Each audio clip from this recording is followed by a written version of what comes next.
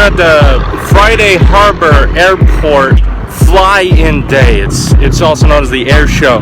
You can only get here by boat or aircraft. So a lot of people have boats and a lot of people have planes.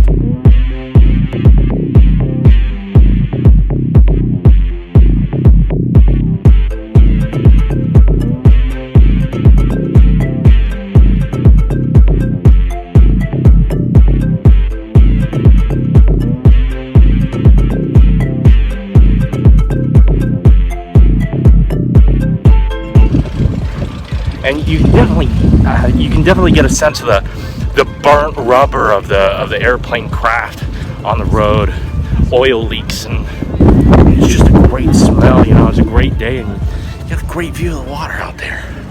But what we're here to see is the San Juan Islands Electric Vehicle Association car show.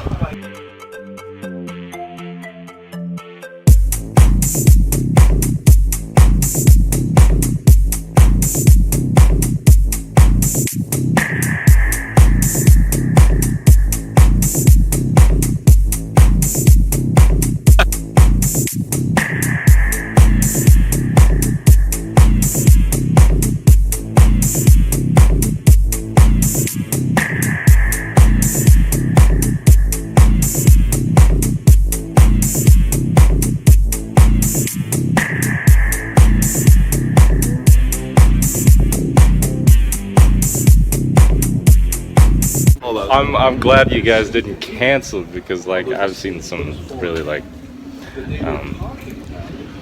some jiggery pokery people, you know. Okay, so jigger, you can use that word to define all three orifices. So it's a gender neutral term. Cutting that part, right?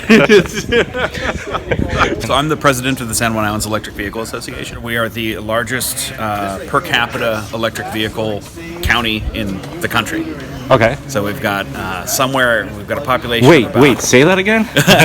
Per capita electric vehicles in the country is San Juan County. Really, San Juan County. Yep. The closest city to us is Seattle, and they're at 1.8%. We're at 2.9%. 2.9% per capita. So the number that's used in business talk is penetration. Okay, yeah. 2.9. Yeah. 2.7 to 2.9. It depends. We'll be doing another count in December. Right. And that's just through registered vehicles that are registered to the county. We have about 4 to 5 times as many electric vehicle charging stations as we do gas pumps. Right, but like off-brand.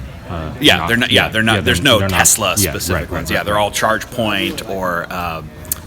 SEMA. There's one SEMA Connect. Okay. There are a bunch of Bosch chargers, ChargePoint, Juicebox. Okay, yeah.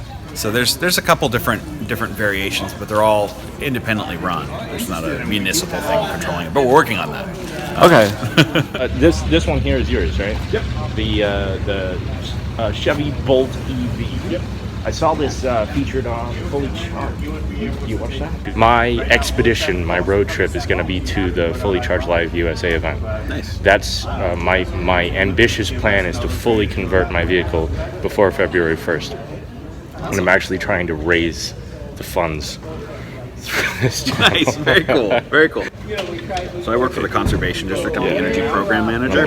Zoom in on that there. Hide your face for a second.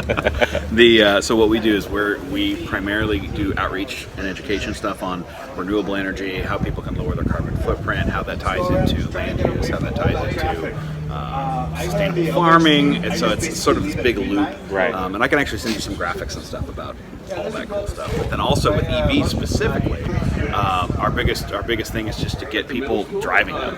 Get driving an EV, try it out, do a test drive with us. Someone wants to do a test drive with us, we can schedule it at any time and just drive them around. Right. We have all of our members should have. It started raining, so all our older guys put our coats on. But we all should be wearing these. So I've seen some jiggery pokery people who canceled due to rain. You know, and I'm from Whidbey Island, so it rains all the Who time. called me from Whidbey the other day? Someone called me from Whidbey, wanting just to talk about how we were able to do what we were doing so that we could help Island County. But I would like to get that connect as well. Yeah, let me see who it was. Susan Driver. Susan Driver. Okay. Yeah, she is what was her title? Island County Transportation Planner. Okay. Most success is going to businesses. Right. We go to different businesses and say, okay, we want to do, we want to have chargers here, but the reason you want to have the chargers, people will call your business and say, hey, can I come park my vehicle, charge at your business? Right. And I've told people, the cost difference of what it would change your electric bill to be is less than any of your marketing budget for the year. We're talking a couple bucks a month. And people have just been coming in.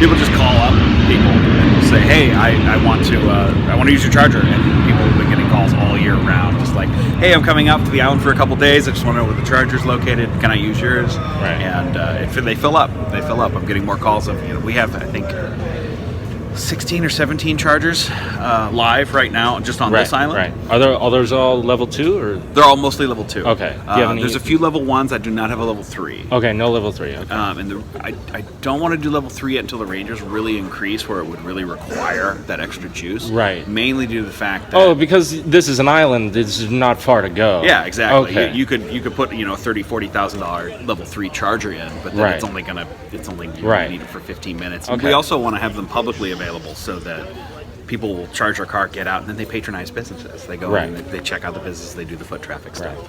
So it's got a highly walkable functionality as well as heavy electric infrastructure. So in the summer, it's going to be a good mix between local islanders and people just visiting, tourists.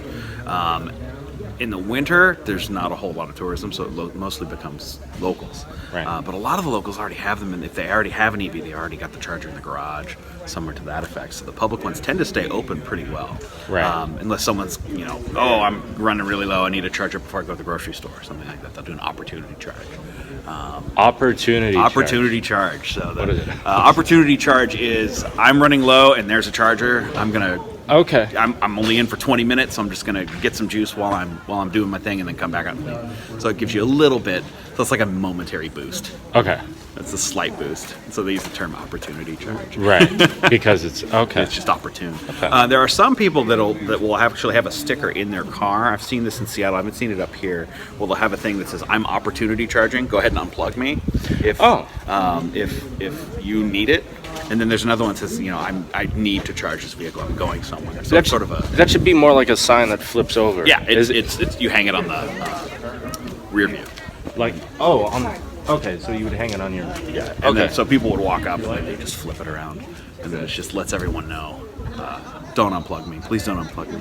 There's really there's not a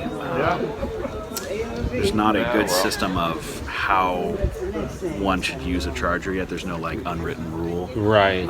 So it's most of the time, if you see one plugged in, don't unplug it. Well, some of the chargers have the apps that tell you when your charge is done, right? Yep, exactly. And that's I think that should be the same for laundry machines in dormitories and stuff, because it's Go ahead and take my laundry out. It's the same problem where you don't know what the etiquette is because every society is different on laundry. Do you take it out and fold it? Do you take it out and shove it in a basket? Do you leave it in there and just wait for 3 hours until the person comes back and then you murder them? I am with the Electric Vehicle Association. This right here is a vehicle that was built by students on San Juan Island. It was built by a bunch of 13-year-old 8th graders. 13-year-old 8th graders 13 built this. Yep. There was an 8th grade STEM class that needed a teacher just for one semester, and the principal came to me and said, would you be willing to teach? I was teaching high school STEM classes at the time, and we share a campus with our middle school here in Friday Harbor, and I said, I don't know if I know the mindset of 8th graders. I don't know if I'm ready to do that. And he said, well, think about it. And I said, I don't know if I'm going to be able to do that. And 2 days later, I came back and I said, I'll tell you what, you let me build a full-size street legal electric vehicle with these students and I'm in, having no idea how to do that. But I definitely thought that'd be a good idea. And he was like, do it. That's so cool. But I am going to be featuring a full episode about this car on Dope EV, but in this episode, I just did not have enough time to include it all. This is definitely the exception. It's typically almost always sunny here. It's one of the sunniest spots in Western Washington. The rain shadow, we are what you call banana belt. Banana belt? Yep. Oh, I've never heard that term before. We want to start basically just getting people more aware. And I mean, it's just education outreach. What people would buy EVs generally do that anyway. They're just like, oh, check out my new car, check out my new thing. Right. And that's how it grows so naturally. Right. It's organic growth of people just liking the vehicles. Right.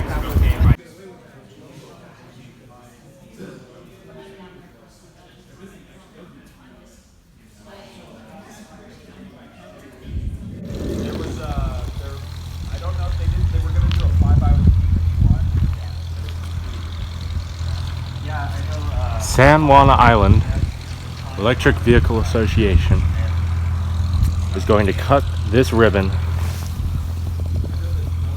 in 7 minutes.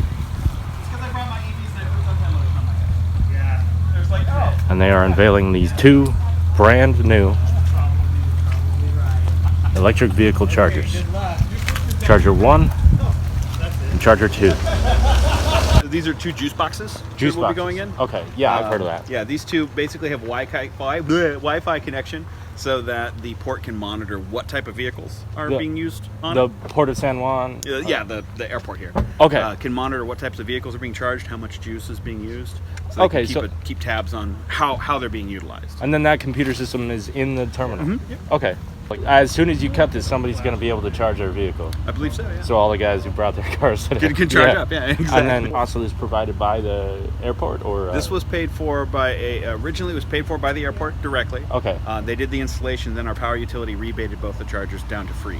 Okay. So after rebate, they ended up being free. Are you going to have a charge card to use these? Yep. These are absolutely free to charge. Yep. So if you're on San Juan Island in the town of Friday Harbor. Get close. It looks like a bunch of people are Wunderbar.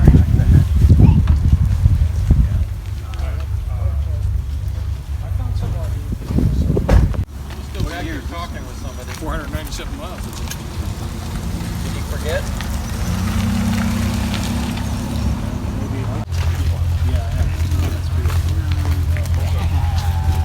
Oh yeah. Whoops. Okay. Did you guys want to say anything? I just would like to thank Ryan and the conservation crew for encouraging us to work on some local infrastructure projects. This is the electrification of the island's fleet makes a ton of sense. And thank you for joining us with the club and helping us pull this together. Awesome. So my name is Brian Palmatier. I'm the president of the San Juan Islands Electric Vehicle Association. Just on behalf of the island community, I'd like to do the official big scissors ribbon cutting for the port's new electrical vehicle chargers.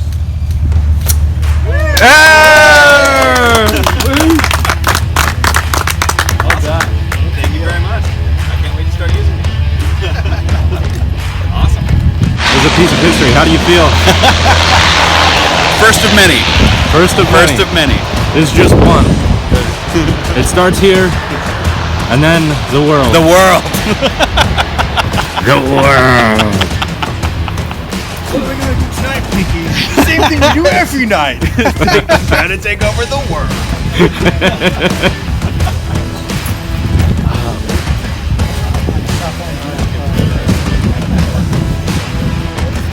It starts here, and then the world. Remember this. Remember this day. This is a revolution.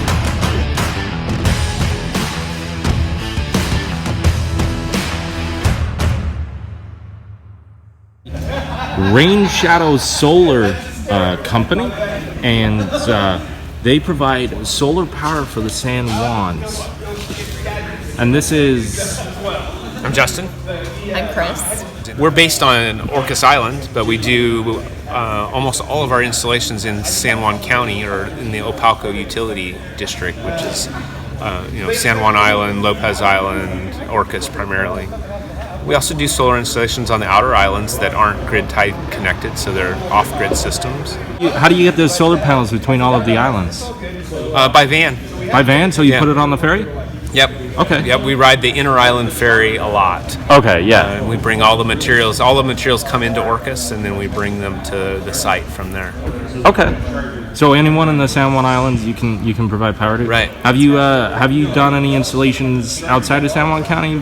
Point Roberts. Yeah, a few, but we end up only going off the islands maybe twice a year. Okay. So Whidbey Island, Bellingham, Blaine, those areas. Okay.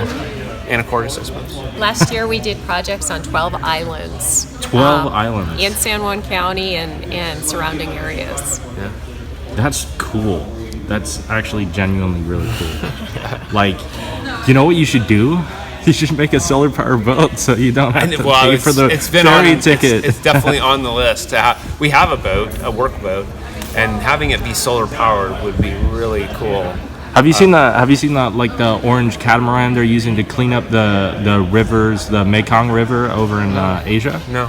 So there's a video of Shimuzu or Ruzu or something like that, some Asian solar power company. Yeah. And they noticed that along their riverway was just filthy. Yeah. And so they're like, we can do something about this. Yeah. And we don't need to pollute the water to clean the water with like a diesel outboard motor, Right. just putting more pollution in. Yeah. We're going to put a solar panel on a catamaran, Yeah. and we're going to make it a huge event, an annual event, where we just go down the river and clean up the entire river. that's cool. That's fantastic. Yeah, and it's painted orange and there's a smiley face on it. Yeah. Uh-huh. Yeah. So Yeah, that's definitely on our minds, though, to have.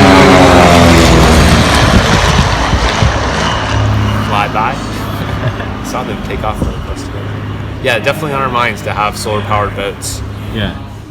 Something I thought that would be really cool to immortalize the moment was to cut off a piece of that red ribbon from the ribbon cutting and have all of the guys sign it. And so that's exactly what I did. I'm gonna frame it and put it in my garage.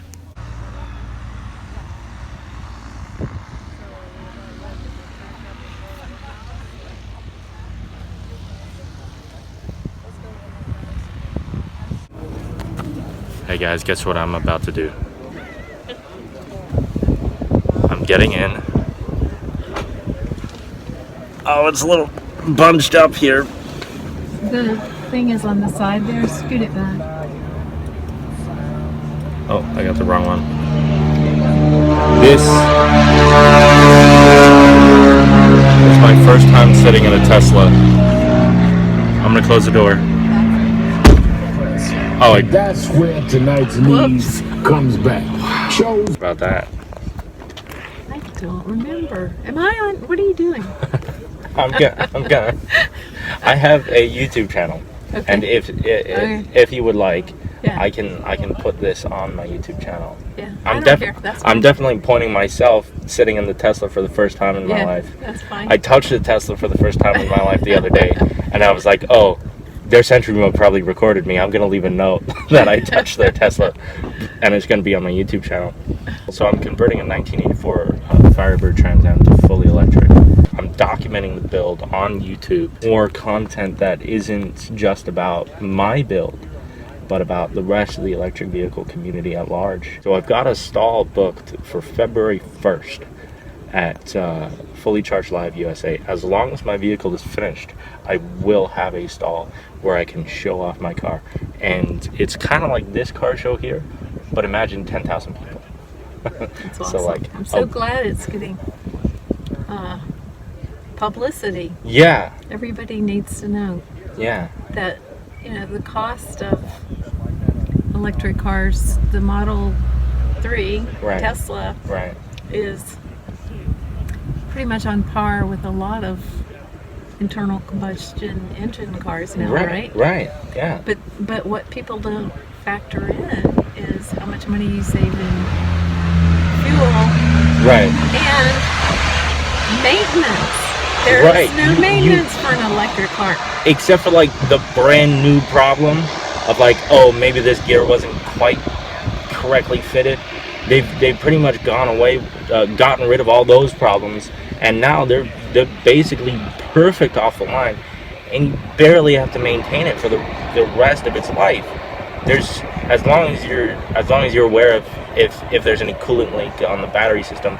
But this computer is so smart, the MCU and the ICC behind it, they're so smart that if there's ever any problem, it'll just show up on your thing, and you just say, "Oh." Find superchargers for me the whole way. It's going to tell me, look at all these superchargers now.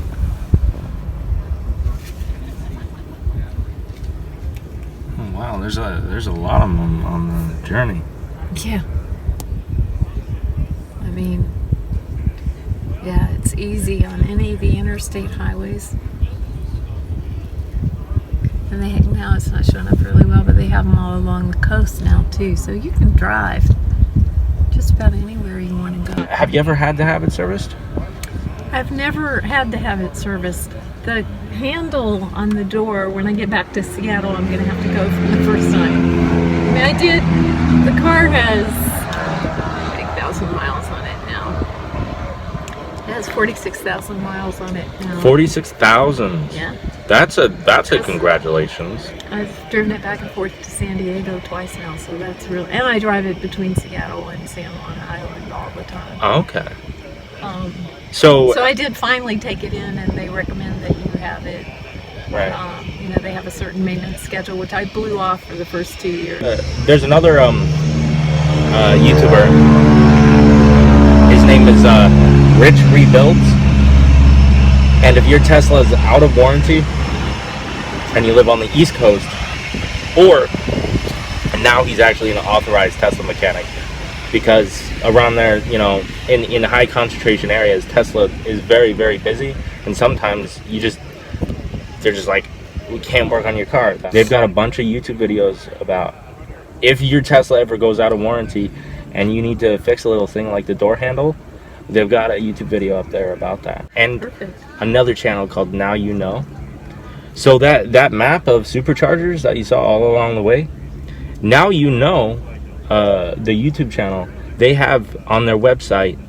You go to Now You Know channel, I believe, .com/superchargers-reviews, and every one of those superchargers along your route has a video review. Somebody films the supercharger lot, and you can see what it's like before you get there. And they say, yeah, there's no facilities here, or there's a mall here, you know, this is in the middle of nowhere, or there's a bathroom like a few miles away. Bill Severson? And what is this one called? This is a Flash. F-L-A-S-H. F-L-A-S-H. Flash. Flash. Okay. And then, so what? It gets a range on the battery of about 50 miles. So that's like if it was a standard car, that'd be 16 kilowatt hours. I mean, I assume it's a lot less on this, because is this a lithium-ion chemistry? Right. So, I mean, I would imagine that's maybe like 5.5 kilowatt hours. Yeah. Yep. Roughly around there. I think you're probably right. And then, do you have connectivity with the phone? Yeah, it has an app. An app. The phone.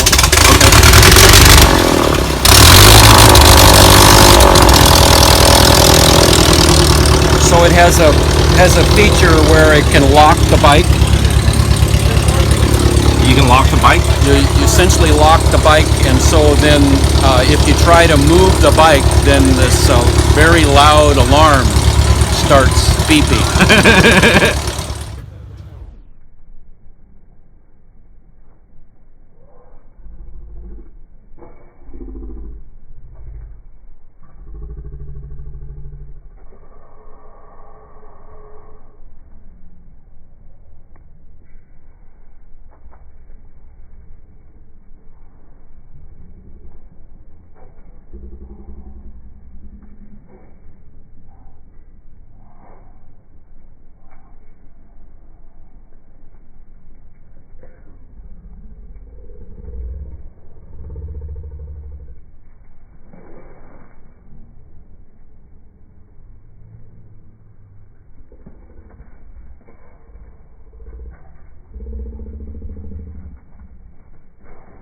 You bought this motorcycle in 2014. Yeah. And it's fully electric. Yep. Yeah. Has a range of 106 miles and does 95 miles an hour for top speed. 95 miles an hour. Oh, you can get that on this thing here.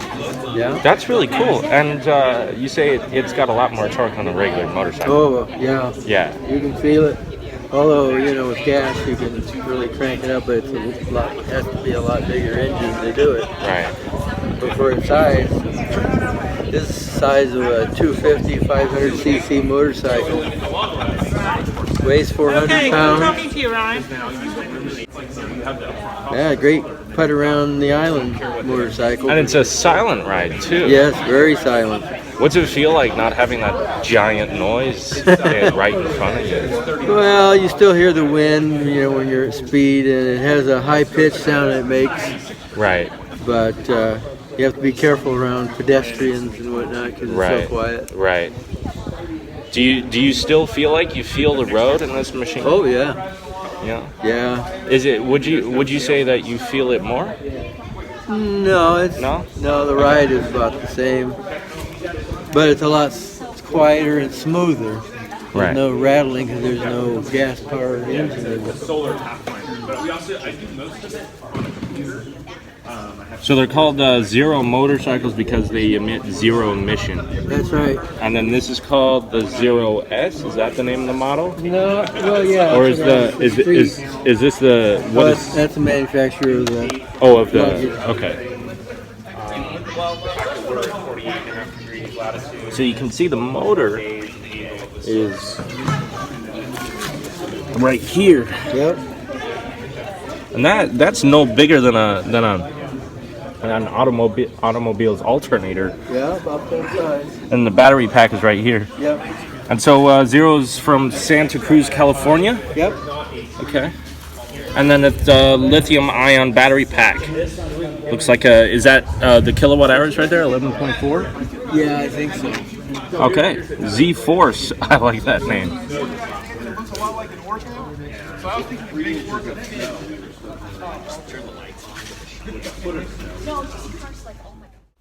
BTW, this airplane is from Kenmore Air, and they're 100% carbon neutral. But thus concludes my adventures to San Juan Island and the Friday Harbor Airport. I will, however, be posting another video that's going to dive into the makings of that metal beast made entirely by 13-year-old 8th graders. Again, this video was already way too fucking long without it. I've been reading my YouTube analytics, and the average person watching my YouTube videos watches for 4 minutes and 31 seconds before they go and watch something else. And you know what I say to them? Fuck them. If you're here and listening to this, then you are one of my diehards, and I'd really like you to donate to my Patreon, link in the description. As for Friday Harbor, the town you see scrolling by my windshield right now, I really had a lot of fun here. And it really was worth the $60 for the ferry ticket and whatever I spent on gasoline, shame on me. The SJI EVA is now an official partner to Dope EV, as being they are one of the biggest advocates for EV infrastructure in the region. I should also mention that Friday Harbor is a bigger town than I thought it was, than I remember it being. And the first thing that I thought of when I landed was the Fallout expansion pack called Far Harbor, without all the post-apocalyptic ghouly nuclear waste monsters, of course. But now, alas, is the time for me to go back to my own home on my own island. Whore Island. Remember to like, comment, subscribe down below, and support me on Patreon at patreon.com/dopeev. Please do like, comment, and subscribe. It really, really does help. Thank you.